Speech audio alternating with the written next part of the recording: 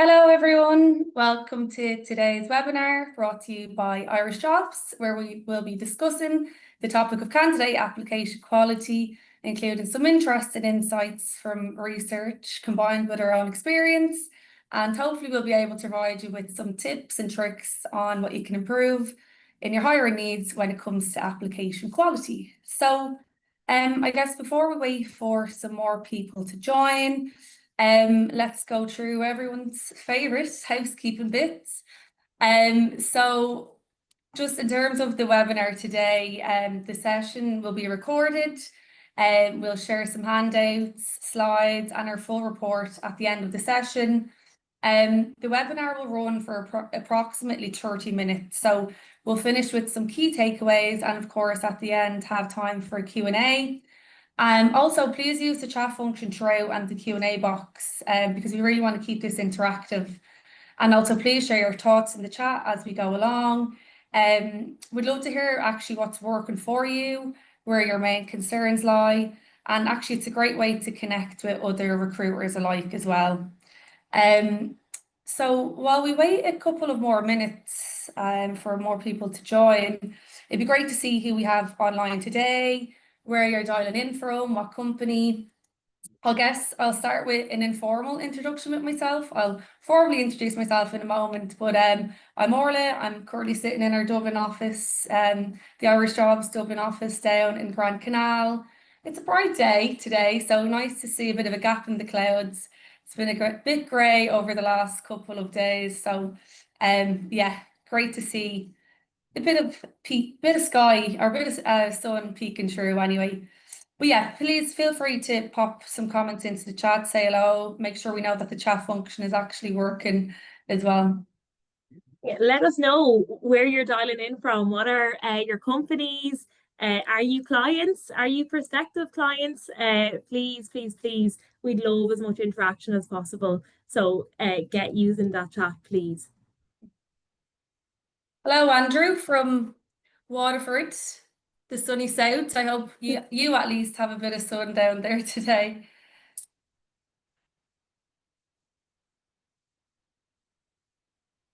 Amazing, loads coming in. That's great to see. Lovely to see as well. We have some Irish Jobs users, which is great. Kai's or Esther in Hungary. I'm very jealous of your 38 degrees, although I don't think personally I'm able for that level of heat. But lucky you.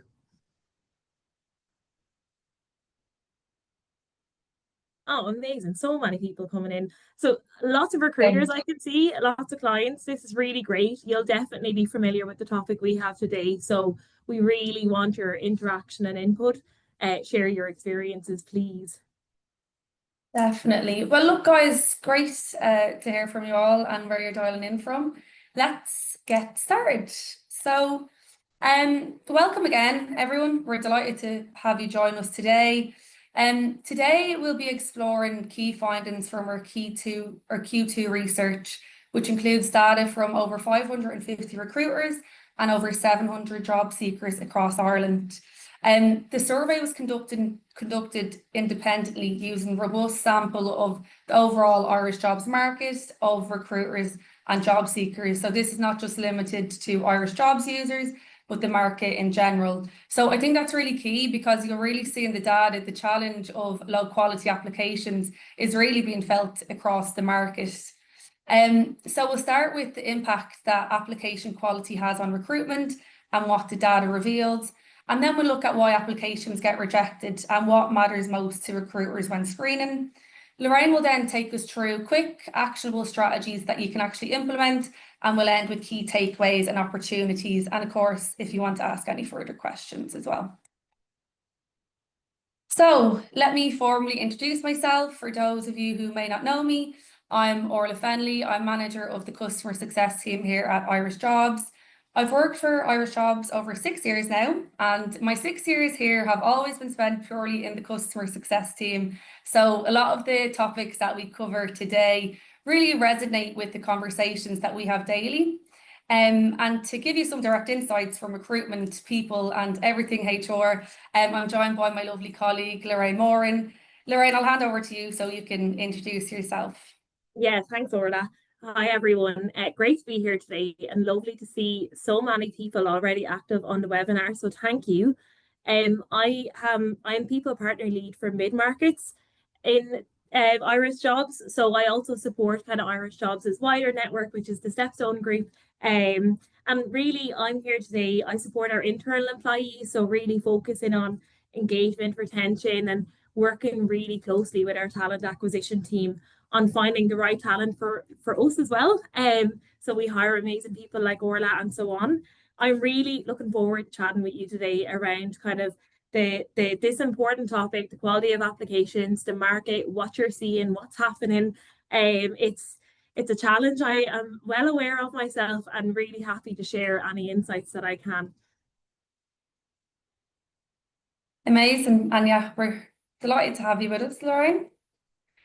So firstly, guys, as we said, we want to make this as interactive as possible. We're going to ask a couple of questions, and again, we'd love to hear from you. So please put your answers there in the poll that pops up on your screen. So how satisfied are you with the quality of candidates that you're getting at the moment? So in relation to your general applications across all platforms and methods in which you advertise.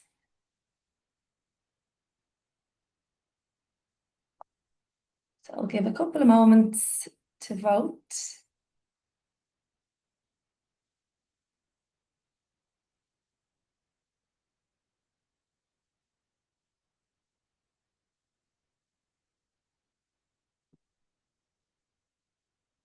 Okay, interesting. So we can see here from the poll results that the majority is somewhat satisfied, 42%. We have 40% not satisfied and 19 satisfied. I think those figures were updating there as I was calling them out. But yeah, look, guys, let's see how your own results compare to that of the research. And I think, to be fair, it's quite similar to what we found in our research, that there is really unsatisfaction across the board when it comes to quality of candidates in the market at the moment. So actually, only 22% of recruiters that we surveyed say that they received high quality applications for their most recent hire. And actually, for context too, this survey was also conducted across our parent companies in the wider organisation of Stepstone and all other markets, UK, Austria, Germany. All the findings were consistent that application quality really is a global wide problem. As you can see, poor quality applications, certainly they're time consuming, and 64% of recruiters manually reviewing applications. It's going to take a lot of time spent weeding through applications and really trying to find those quality candidates. An average of 20 applications per role that we found in Ireland, only a quarter of them actually progress to interview. So what that shows us is the problem isn't really with the volume, but it's more the relevancy and, of course, the quality.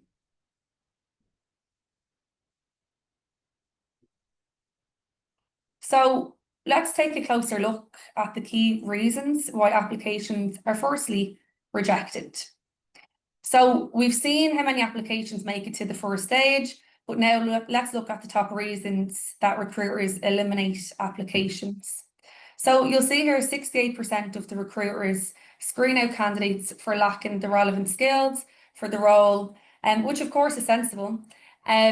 We've 55% that screen out candidates that lack the relevant work experience, 1 in 5 for poorly formatted applications, and 15% for incomplete application documents. But I guess one point here that's quite interesting is the 22% that screen out applications for unexplained employment gaps. Now, with the current economic shift, tech layoffs, changes in the labour markets, gaps in employment are far more common now than they ever have been. And often it doesn't actually really reflect the candidate's ability or motivation. So I do think in 2025, it is important that we actually reframe how we interpret that employment gap and consider asking clarifying questions rather than just dismissing a candidate outright. They may be an excellent talent group who simply just need a second look. Lorraine, I'd also bring you in here and love to hear your thoughts on this piece.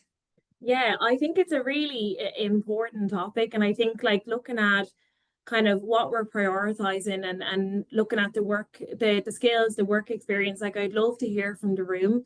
Do you agree? Are you facing the same difficulties? Is this something that you're seeing coming up around kind of incomplete applications, poorly formatted applications? And, I suppose thinking about the market and thinking about like there is supply, but the skill match may not be there right now. And it we really need to get the feedback from the market. So I would encourage those that are customers of Irish Jobs on the call, check in also with your account manager. Like that's what they're there for. Use the resources that you have. Why is there a lack of relevant work experience? Are your requirements clear? Are you looking for 3 years experience in a graduate? And these things sound kind of simple, but they come up so often. Or like you said around the incomplete applications, like I'd really be sanity checking your own application process there as well. So some of our teams internally can support around really looking at that journey of an applicant, kind of the journey they have to go on within your system. And I would ask you on the call to really think about that too. For you, have you completed your own job application process recently? How long does it take? Is it to such a time heavy that perhaps that's why there is a drop off? So it's really kind of thinking about that. I'll just check the chat and see if anybody is also calling out this. Yeah, Amanda, I definitely have seen dad candidates that aren't in Ireland at the moment, and I suppose there can always be a couple of reasons why that is. It could be somebody looking to relocate, and obviously for you that comes down to how quick do you need the body in. Do you have budget in terms of like covering the work permit and things like that? But I would also say not excluding those candidates straight away. I speak to a lot of candidates from overseas that really want to relocate to Ireland, and like I often say to them, if you're an Irish citizen, if you have right to work already, if you've got like a 1G or whatever, make that as clear as possible on your application as well, because we know how manual it is. I also noticed there in the chat, Maria, saying you'd never discount a CV just because of gaps. And I think that's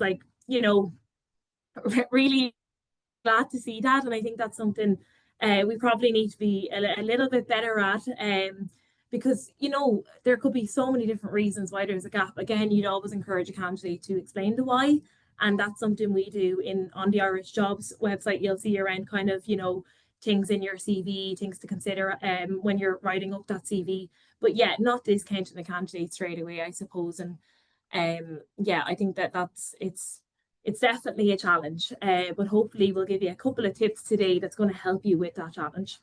Yeah, and to your point, Claire, as well, I know we're focusing a lot on the quality piece, but also some of the tips that we have today will tie into actually attracting candidates too, because I know there is a real challenge with actually getting the candidates. You have both challenges. It's the volume, if you're getting a high volume, but the quality isn't there. And then of course you have the roles where you're not actually getting enough volume. So hopefully some of the tips that we cover today will actually cover both angles as well.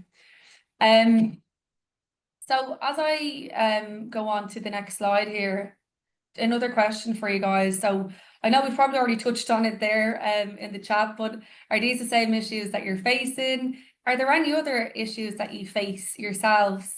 Yeah, I guess it's one of them. It's always great to do these surveys, but also to hear from real people live, fellow recruiters. I really encourage you again, if there is anything else that you'd like to share in the chat, please feel free. I'd love to know, what are the most common reasons that you reject an application? Because I think I'd love to know, if we see across the room, is there kind of common reasons that you automatically think no? And maybe one of those is, as was mentioned, like it could be location, and maybe an automatic assumption that because the person's not currently located in Ireland, they may not be considered. And again, that comes back to you internally and what processes you have in place. But I suppose when I worked within the tech industry, that for me, I never discounted if they weren't based in Ireland, because I thought, okay, we need talent. They'll be willing to move abroad. Like, what's the willingness to relocate? How can we support? Would love to hear some of your thoughts around kind of common reasons for rejection.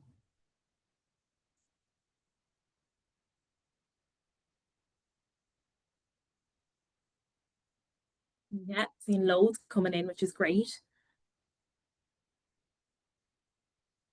Let me just have a quick look. These are all typing so fast, it's jumping on me. But yeah, Cara, I have definitely seen that a lot around candidates applying for multiple roles that aren't relevant to the skill set, and that can be really frustrating. It absolutely can. I know, Orla, you were going to touch on kind of things around like the smart filters that we have that really helps with kind of the looking at the quality of the applications. I don't know if you want to go into a little bit more detail around that now. I know we were going to touch on it a Yeah, little bit later. it's quite relevant to now and the comments that we're receiving. So it's on Irish Jobs and maybe on other platforms or ATSs that you might use. There should be filtering tools that we see that 64% of time is spent manually going through CVs and data application processes. So there's a lot of AI technology that can actually do this filtering for you, which I think is important. But I guess, yeah, it always comes down to as well, if you're in a position to sponsor a candidate, we still have the housing crisis. So it's complex and we understand that. And it's a nationwide issue for sure. Yeah. Yeah. And I see Garvin, your comment on like candidates sometimes not reading the job spec or swiping to apply based on just title, location, and salary. And yeah, again, that can be frustrating. Like it absolutely can. And we've got some stats around like, you know, how manual it can be, like checking CVs and things like that. And we'll go into that a little bit later on in this discussion. But it's really just, I suppose, thinking about for us what is a priority, and I'll talk that through a little bit more into tips. But look, great conversation. Thanks so much for your interaction. Yeah, and Lorraine, I'll hand over to you to actually go through those tips now, the big reveal of some tips for you guys. And thanks so much, everyone, for your interaction in the chat there. It's great to hear so many different opinions. Yeah, absolutely. And look, I suppose like there is, as we can see, we're all sharing this. We all are feeling the same pain. But the good news is there is practical steps that we can take to improve the quality of the application. So bear with us. Before we walk through this, I'd love kind of just to get your thoughts around or to get your answer on and for you to guess the right answer based on our survey data from Irish job seekers. What percentage of candidates say that they don't have enough time to tailor their application documents for every job? So probably a controversial question and definitely a controversial answer, but would love to hear your thoughts.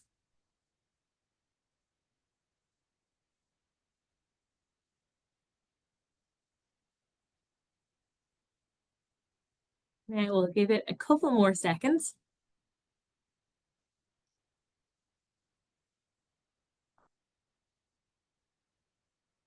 And oh, sorry, I'm not seeing any answers popping up, but it should be popping up. Ah, there it is for me now. So we have 43% of people that are saying 70%, 36% saying 66, we 7 saying 60, and we 14% saying 52. So well done to the 43% that guessed 70%. That is indeed correct.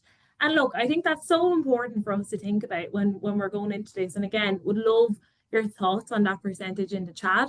I know that can be a bit of a shocking figure, and I suppose it really leads back to the kind of war on talent that we have at the moment. The candidates that are out there in the market, the different generations coming into the market as well, and I suppose the different mindsets towards those applications. So, like a huge percentage. But the first tip I kind of want to talk to you about is really defining what's truly essential for the role. So, based on the survey data that we have looked at, 44% of candidates feel really confused by the unclear job titles. That is quite an alarming number. We have 36% feeling discouraged by too many job requirements, and we have 33% that are abandoning their applications where the information on benefits is a little bit too vague. So first, I kind of want to just zone in on the job titles piece, because I think it's definitely a topical one for us internally anyway. But it's really important when you're writing that job spec, when you're thinking about what you need for the role, to be really clear with a job title that's in line with the market. So if you have like an internal job title that may potentially differ from the external job title, be upfront with candidates about that at the start to avoid any disappointments. and also really challenge yourself. If there's an internal job title that you use because of like a career framework or like a career path that you're trying to follow and keep aligned, then like, is that going to make sense externally in the market? Orla, I know you kind of wanted to feed in a little bit around this piece on the job titles and the importance of it and some of the kind of tools that we have that can help. So I'll let you jump in now if that's okay. Yeah, absolutely. Look, Lorraine, when we look at a job or if we have a customer that asks us to look at their job for advice, the first thing we look at is the job title. And it makes sense because when you think about it, it's the first thing that the job seeker sees when they're looking at your role. So yeah, that 44%, it's not a surprise to me. I'd also like to highlight, so within Irish Jobs and across our global company, StepStone, we use step match technology to match your job title to that relevant candidate. So if you're using internal terminology, if you're adding additional wording to your job title, you're making it difficult for the technology to work. So you're actually putting a barrier not only between you and the job seeker, but also between you and the technology working too, which in turn is actually going to decrease the visibility of your job ads. So for me, this is really, really key. Look at your job titles, make sure they're clear and concise for the job seeker to understand it, but then also for the technology to work and for your role to actually be visible. Yeah, absolutely. And I use myself and as an example, people partner lead for mid markets is probably a confusing job title externally. Ultimately, it's HR. And ultimately, if we were going to recruit for that role externally, we would probably be calling it like a HR lead. So really being clear on what you're looking for in the market. And like Orla said, making it easy for those filters to work so that it can help you do your job, which is exactly what we're here for. I want to really kind of just zone in a little bit on the 36% feeling discouraged by far too many job requirements. I really think this is important to think about when you're, and I know for you on the other side, you have a role that needs to be filled, you have a list of things that need to be done, and that's a given. But really thinking about what's actually essential and what do you actually need this person to do, and thinking about how maybe you're losing pools of candidates because of having such a long list. So we know from the research already, we know that females tend to when like cut themselves out of a process because they think, oh, I don't meet 70% of the requirements or whatever, and potentially they actually meet 100% of what's actually a priority for you, but that long list can make it more difficult. We kind of have a rule of thumb when we're hiring for roles within Irish Jobs where we kind of say to our hiring managers, you know, think about your top 5 responsibilities, really think about exactly what you need. And like 5 is obviously can sometimes be a little bit small depending on what you're looking for. But the point is to make them think about what's truly essential. And then just on abandoning the applications where the information on benefits is too vague. God, it's a bit terrifying to see that. Because you probably have amazing benefits that you may not even think to post on your job spec. So really thinking about that, what makes you stand out from the market? It's so important to sell yourself. This is your opportunity to tell the world what your company's like, what's your culture like, what benefits do you have for your employees. So if you allow dogs in the office, that's pretty awesome, isn't it? So make sure that you're putting that out because a lot of people would love that. If you offer health insurance, call it out. If you stock the kitchen with lunches, call it out. Like be really careful and think about maybe something that for you and your employees has become a norm could be a benefit to somebody else that doesn't have that. So the more the merrier when it comes to calling out those benefits. Obviously be honest. And then maybe if you're saying, well, look, we don't really have many benefits, like potentially that's an internal conversation to think about, but ask yourself, how are you going to attract the kind of right talent in the market? And kind of with that, I want to go into another question for you all, which is really asking you, what is the most kind of common factor that you see contributing to candidates' uncertainty about whether a job posting aligns with their skills? So we have done this within our own survey, but I'd love to get your thoughts on what you think the right answer might be. So I'll give you a couple of seconds.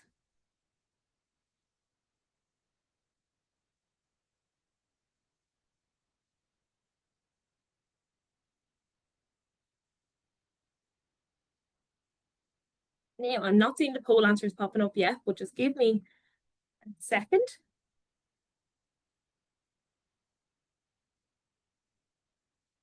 Yeah. Oh, perfect.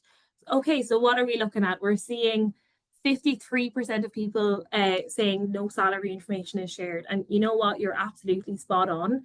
Um, 50% of candidates are uncertain of applying when no salary information is shared. This is such a huge number of people that you're missing out on.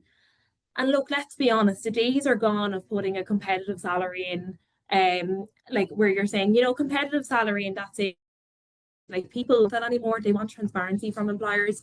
They want you to disclose the salary. They want to know the benefits. Like they want to work for you, but they want to know what you're offering to them. And it's really important to think about the pools that you're losing when this isn't outlined. And thinking about the EU Pay Transparency Directive that we know is going to bring significant changes to our kind of employment landscape going forward. You need to be prepared for this. We all do. So really start thinking about how can you get ahead of the curve when it comes to your vacancies? What internal conversations do you need to have, or is there internal alignments that need to happen? Because externally, you're going to have to communicate going forward. And just think about the pools that you're potentially missing out on. It's such a large number. And it's really important to get thinking about. And again, that's what your account managers are here for. That's what Irish Jobs is here to support you with as well. So if this topic feels scary, and it always can be, like use the people you have available to you. We really want to help you to get the best candidates applying to your roles. So kind of moving on from that and really thinking about what do recruiters consider as really essential. So I know this slide can be a little bit confusing, but just in terms of we've got proof to right to work, then we've kind of got a little bit in the grey or kind of white area, which is the people that chose not to answer or said like it wasn't important to them. And then we have in the blue, it's the beneficial side. So for recruiters are saying an essential is proof to right to work. They're saying 78% of people are saying absolutely that is essential. I'm a little bit surprised by that because, it is a legal requirement. It should be 100%. We're seeing clear and professional communication, proficient language skills, relevant to work experience, and accurate and error-free spelling. So look, you will see these things all the time in the market. You're going to see proof of right to work. And we've had a couple of discussions about that today with the overseas candidates coming in. You're going to expect clear and professional communication. Like they are rightfully prioritized as essential. But some of the criteria can be a little bit more subjective, like the relevant work experience, accurate and error-free spelling. And these are still being weighted, even if they might like kind of unintentionally narrow down a talent pool.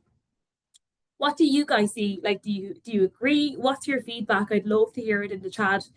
I feel these are relatively uncontroversial. Again, I think proof of right to work should be 100%, and it does feel like more of an essentials checklist, as opposed to really thinking about in terms of that beneficial piece. What's beneficial versus what is essential. The more rigid our filters are, the more likely we are to miss out on strong, adaptable candidates, especially right now when we are in a tight labour market. So I really think, a quick action here when you're writing the job ad is really distinguish between what's essential and what's beneficial, and ask yourself, is this truly critical when I'm hiring this person in? Like it kind of just, it couldn't be more important. And what do we need for the success of this role? Orla, what do you think? Anything obvious that you think there is missing or anything that you're seeing at the moment? There's something actually I'd be interested to get people's thoughts on is cover letters. That's something that we used to require. We actually removed the requirement on our website in the application process a couple of years ago, but do people still feel the need of cover letters? Do you see them as essential? Do people still use them? That's something I'd like to hear from people to see if it is something that's still out there. I'd be so curious to see everyone's answers on this because I personally think they're dead in the water. And I'm seeing this coming in, not required. Don't read it. I'll ask if I want it in my submission. Yes, Amanda, fully agree. I fully agree. I think when are we going to get to a point where we see this gone, cover letters that have had their day. So I think really, really important. Yeah, I fully agree. I'm so glad the chat feels the same way I do on this topic, because I feel very strongly about cover letters. Viola, just on your question there, is it okay to ask employees their pay history? Absolutely. I know there's some filtering tools in the application process that you can ask the expected salary. And look, I think it ties into both sides. I think transparency on both sides is important. It's from the employee side. If you set that expectation, then I think you have the right to maybe ask the expectation from the employee side as well, because actually it's saving time for both parties, kind of being transparent about that salary piece. Yeah, absolutely. And it's all about how you phrase these things, isn't it? That's what it always comes down to. 100%. But look, guys, it's great to hear that there isn't a lot of people out there still using the cover letters. It's all about efficiency now. We already said we want quick and easy application processes. So yeah. That's a good one. Yeah, absolutely. And again, yeah, it comes back to what's essential and what's beneficial. And then with that, kind of moving on to tip 2, because I'm conscious that we're running a little bit over time, but really thinking about, this one's all about defining your requirements from the start. So really thinking about, for you, what do you actually need? And this is so simple, but so impactful and so often ignored. And people are so conscious that you want to get the job up, you want to get it live, and you want to start sourcing, when potentially you have missed an opportunity for alignment with your hiring managers. So the importance of a pre-brief just cannot be understated. Like you really, I cannot say enough. Even if you're looking at this screen and you're saying hosting a 2 to 3 hour deep dive is not going to happen for me, ask yourself what is possible. We encourage you to host a 2 to 3 hour deep dive meeting, clarifying responsibilities, must-haves, success measures, KPIs, who's the person we want in, who's the interview panel, who's going to focus on what part of the interview, who's going to focus on technical, behavioral, who's going to focus on leadership. What do we actually need? And that's what it comes back to. If you're not clear at the start, you're not going to be clear at the end when you potentially have the perfect candidate. The next thing is really providing the role insights.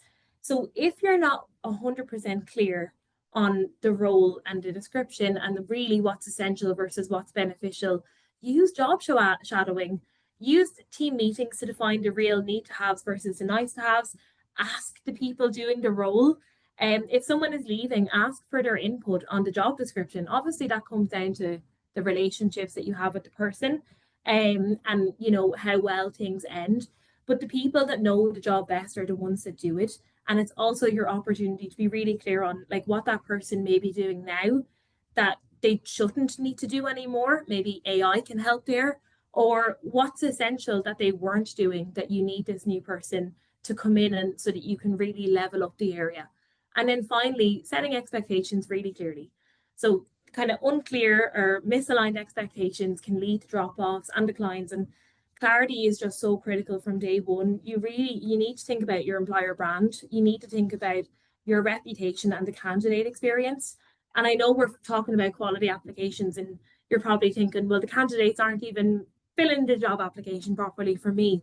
But this is your opportunity to sell your company. You can only make a really good first impression once. So really just kind of have that thought process around it. 20% who declined was due to, oh, I think this has gone a bit weird on me, but anyway. So in our survey, we saw 20% who declined, or kind of 1 in 5 candidates will decline a job offer because after the interview, because the role doesn't match what was advertised. This is crazy because the cost, the effort, the resources, the time you've put in into those interviews, into finding the right candidate, into getting it whittled down to your top 2 and making an offer, and then you potentially lose your best candidate because the job offer after is different to what was advertised. So that's not just a missed hire, it's a serious cost in your time, your resources, and the candidate's goodwill. This comes back to the clarity of your job ad and the consistency between what you're promising and what's delivered in the interview. And I think like 1 in 5 is such a critical number to think about. So this is again where your tight collaboration with your hiring manager and your recruiters comes in. And if you're not aligned at the start, it's going to show up at the finish line and you're going to lose some really great candidates. So really think about that. I really would love to hear your thoughts on, which of the following do you think was the most common reason that candidates declined a job offer after an interview? Was it working hours lacking flexibility? Was it no agreement on salary, poor work-life balance, or unclear responsibilities? I'll hold for a second whilst you make your decision.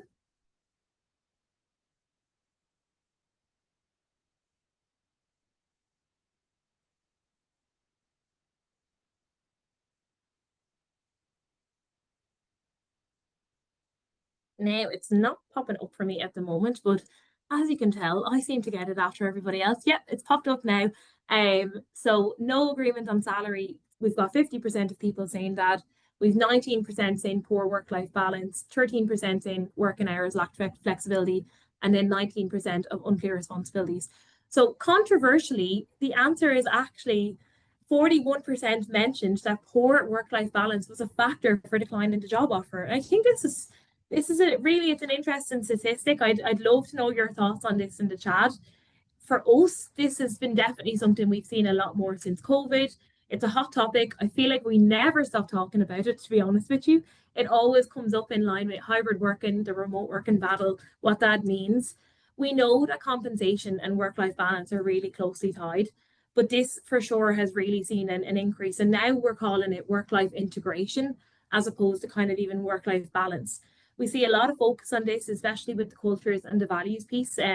We know Gen Z, those who have entered adulthood kind of post 2010, they prioritize that work-life balance even over job security, which is it's really interesting research. So for you, I'd love to hear in the chat, Orla, what you're seeing with customers, but what helps you stand out from the crowd? What do you sell on your job ads to show your work-life balance? Orla, what are you seeing from your customers? Yeah, Lorraine, I guess over the years, this has definitely become an increase in key aspect of job descriptions.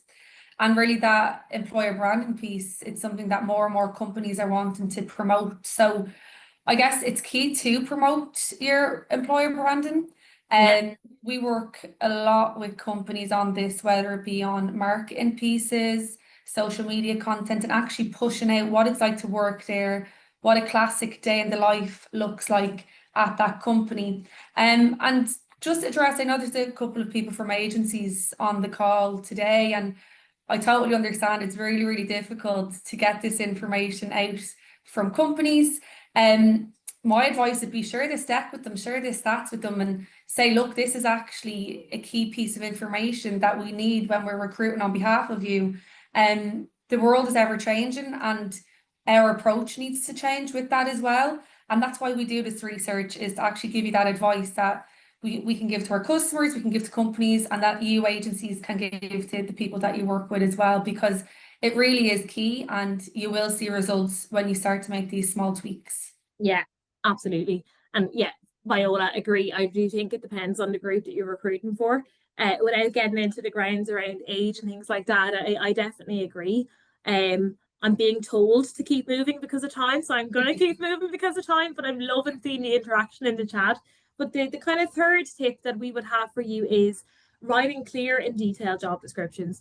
And I've seen it in the chat. People are saying, I'm just told to pull it together. We wouldn't have time for pre-briefs, but ask yourself what time you're losing by meeting candidates that may potentially actually not meet your brief at all.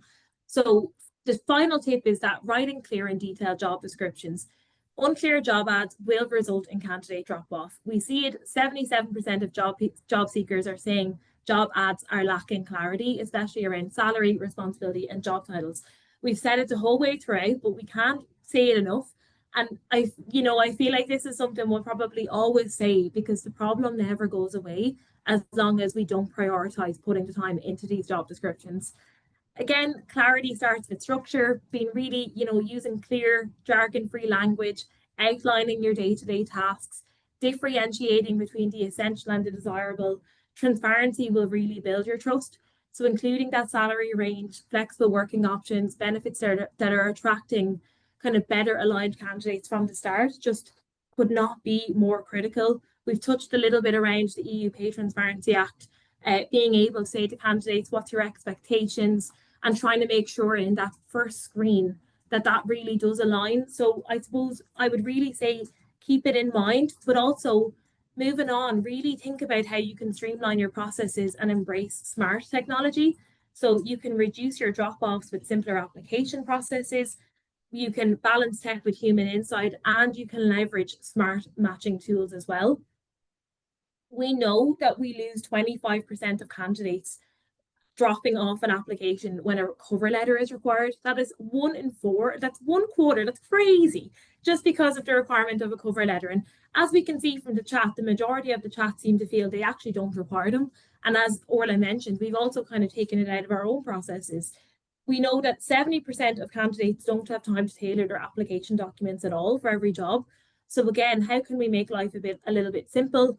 Can we use features like autofill, CV uploads instead of lengthy forms, mobile optimized interfaces to keep candidates engaged? And how can we balance kind of tech with the human insight? So we know from our research, we see 77% of recruiters are saying AI has improved the application quality, but the same percentage are saying, but we don't feel applications are authentic anymore.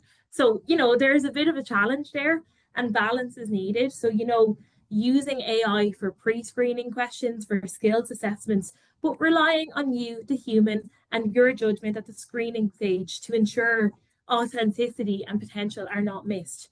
And really leveraging the kind of smart matching tools as well, using structured criteria, pre-application questionnaires, and then considering platforms just like us that have tools to help you when it comes to smart candidate management, matching, and like Orla touched on earlier, kind of the filtering tools that you can use, all that kind of good stuff.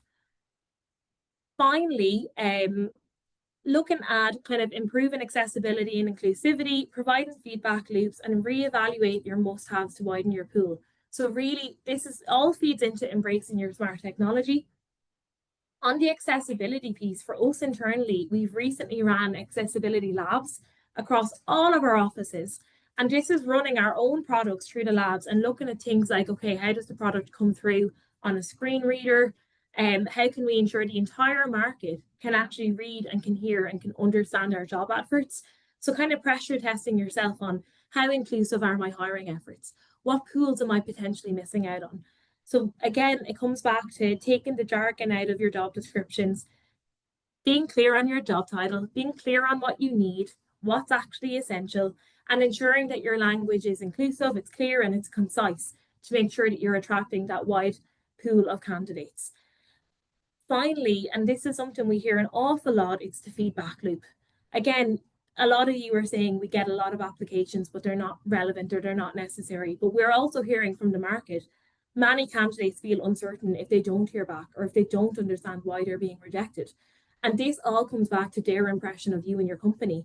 So really, even if there's an automated feedback, if there's progress updates you can put in, really think about that and reevaluate your must-haves as much as possible. Orla, I'm quite conscious of time, but I'm not sure if there's anything quick that you would like to pop in there.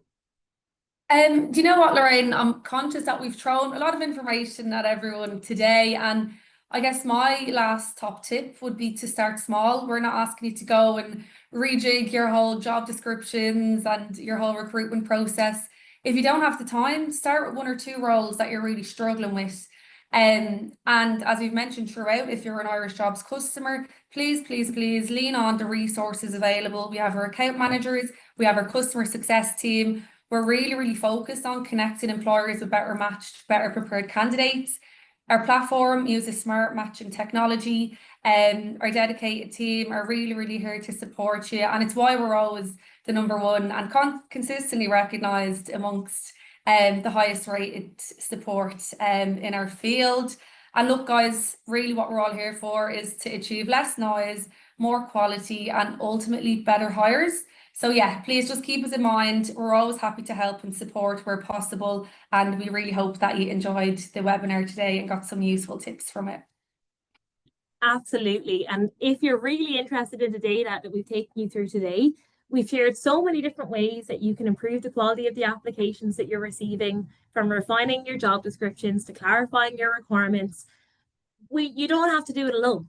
So reminder to download our quality of application guide under the resources section. And remember, at Irish Jobs, our focus is on connecting employers with better matched and better prepared candidates. So utilize the team members that you have around you. And if you've got burning questions after today, get onto the email, get onto the phones and start talking to your Irish Jobs counterparts, because that's exactly what we're here to do. It's to support you. So look, thanks a million for your time today. We really, really appreciate it.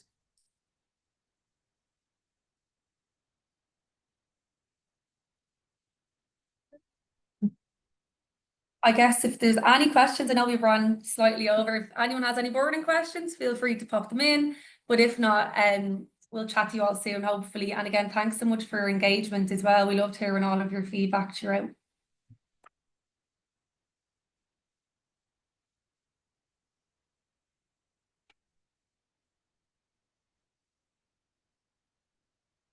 Thanks, everyone. Thank you.